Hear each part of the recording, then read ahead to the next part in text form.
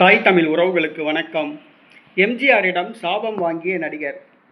எம்ஜிஆரிடம் சாபம் வாங்கிய நடிகர் மீள முடியாமல் தவிக்கின்றார்.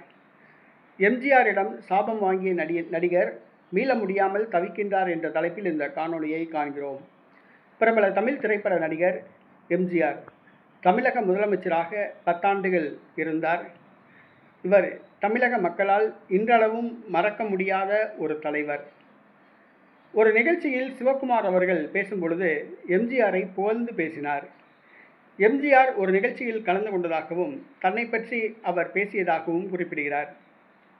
சிவகுமார் இன்றும் என்றும் எப்பொழுதும் இளமையாக இருப்பார், எப்பொழுதும் இளமையாக இருப்பார் என அவருக்கு சாபம் விடுகிறேன் என்று கூறியுள்ளார். இதை கண்டு சிவகுமார் உள்ளிட்டோர் அனைவரும் அந்த இடத்தில் சிரித்தனர். ஆனால் உண்மையிலேயே எம்ஜிஆர் தனக்கு கொடுத்த சாபத்திலிருந்து மீள முடியாமல் தவிப்பதாக கூறியுள்ளார். தனக்கு வயது 85 வயது ஆகிறது எனவும் இந்த வயதிலும் தான் இளமையாக இருக்கிறேன் என்றும் கூறியுள்ளார். தன்னை பார்த்தால் யாரும் 85 வயது நபர் என யாரும் சொல்ல மாட்டார்கள், ஞாபக சக்தியுடன் உடல் பலத்துடன் இருப்பதாக குறிப்பிடுகிறார். எம்ஜிஆர் கொடுத்த சாபத்திலிருந்து மீள முடியாமல் தவிப்பதாக சிவகுமார் கூறுகிறார். உண்மையில் சொல்லப்போனால் அப்படித்தான். இன்றும் திரையுலகில் கெட்ட பழக்கங்கள் இல்லாத ஒரு நடிகர்கள் முக்கியமான நடிகர் சிவகுமார். அவருக்கு எந்த கெட்ட பழக்கமும் கிடையாது.